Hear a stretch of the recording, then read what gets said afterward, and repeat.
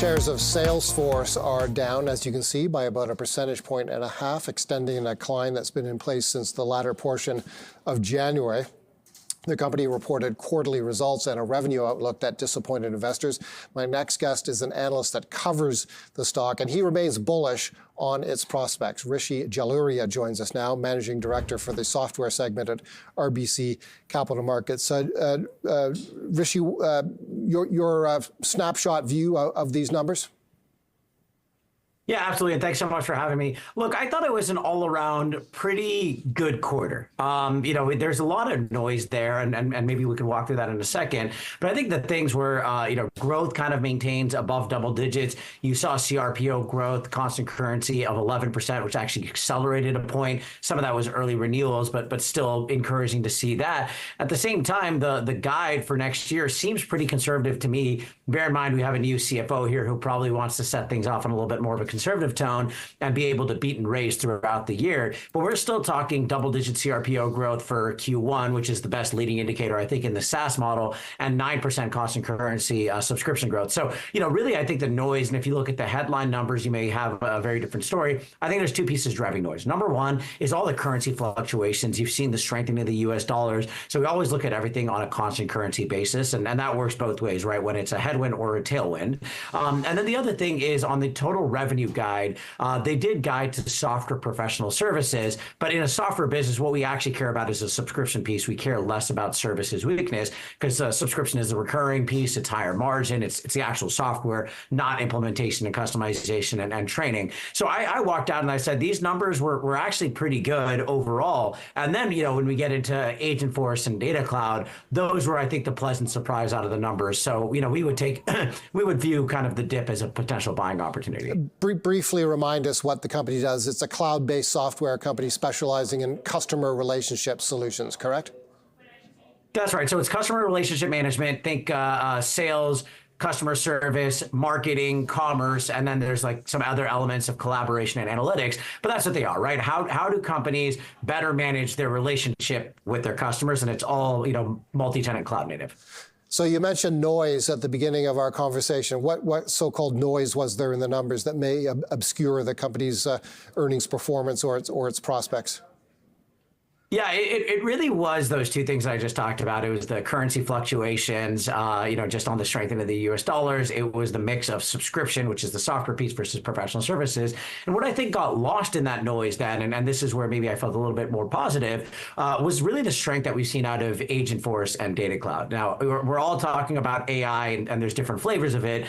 With Salesforce, they're adding a lot more capabilities around agentic AI, right? Generative AI that's actually using agent-based solutions. And with Salesforce, they actually gave us a really impressive stat that their total Agentforce or AI and Data Cloud revenue, and Data Cloud is kind of the data integration layer, which is really important for these AI workloads. But that total business there is about 900 million in ARR, and that's growing 120%. So as you can see, Salesforce is definitely using their position as a leading vendor, as an incumbent, and actually driving adoption of their data and AI products, which is really great to see.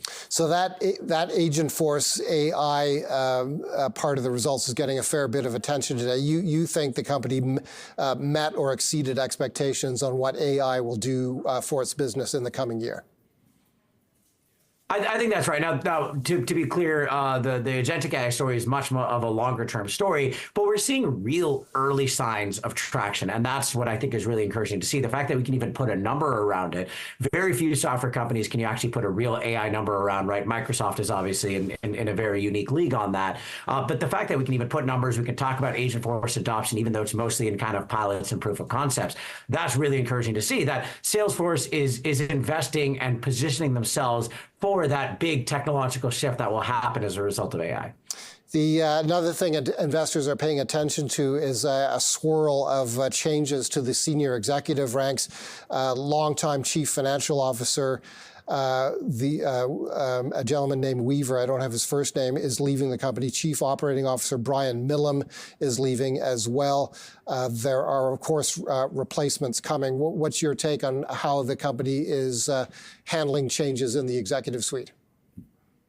Yeah, absolutely. And so Amy Weaver, she I'm was the sorry. CFO for a while. She's retiring, and she, I think, had kind of discussed the idea of she's actually a lawyer by background, not a CFO. I thought she did a fantastic job driving the margin expansion story, and really enjoyed working with her. And I'm looking forward to working with Robin, who's now the new CFO and COO. But really, to me, I think about, like, this is a company that has always had big changes at the management side, right? You saw that with Keith Block, where he was co-CEO, and then he was out. Brett Taylor, who's now off doing his own startup at Sierra. But the constant has always been Mark Benioff. And I think as long as you have Mark Benioff at the realm and you have a team around him that knows how to work with him, that understands kind of the broad vision, I think Salesforce can successfully navigate these changes. But make no mistake, this is a very different Salesforce today than what it was 5 years ago, right? Even putting all the AI stuff aside, this is also a much more disciplined company, right? And you see that show up in their margins, where they're actually talking about margins improving further this year and getting close to 35% operating margins. That's not something we would have expected to see out of Salesforce before. Salesforce was definitely an organization that was investing aggressively for growth, and they candidly weren't being as efficient as they could have been. And I love to see the fact that Salesforce can drive those efficiency gains, and it shows up in the bottom line while also maintaining growth. Rishi, thank you so much for a great conversation on a high-profile stock. Rishi Jaluria is Managing Director for